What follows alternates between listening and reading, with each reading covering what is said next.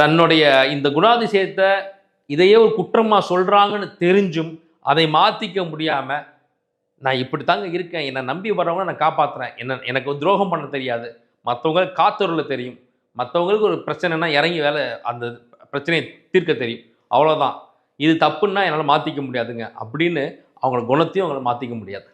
ஒரு ஒரு traffic jam, ஒரு அன்ரூலியாக வண்டி ஓட்டிகிட்டு இருக்காங்க. அந்த இடத்துல ஒரே ஒரு ஆள், ஒரு சிங்கம் மாதிரி ஒரு டிராஃபிக் போலீஸ் நிற்பார்.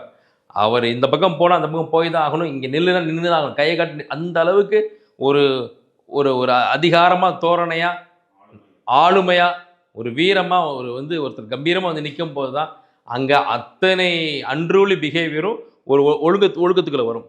அப்போ ஒரு சமுதாயத்திலேயோ ஒரு நாட்டிலேயோ ஒழுங்கு, ஒரு ஒழுக்கம், ஒரு ஒரு ஒரு நேர்மை இருக்கணும்னா அங்கே ஒரு மேஷம் தேவை. ஒரு போலீஸ் அதிகாரிகளை நம்ம எப்படி நிம்மதியாக வாழ முடியும்? ஒரு இராணுவம் இல்லை, எப்படி ஒரு காவலாளி இல்லைன்னா, ஒரு பாதுகாவலர்கள் இல்லைன்னா, ஒரு தீயணைப்பு அதிகாரிகள் இல்லைன்னா நம்ம எப்படி நிம்மதியாக வாழ முடியும்? நிம்மதியாக தூங்க முடியும்? நிம்மதியாக நம்முடைய வாழ்க்கை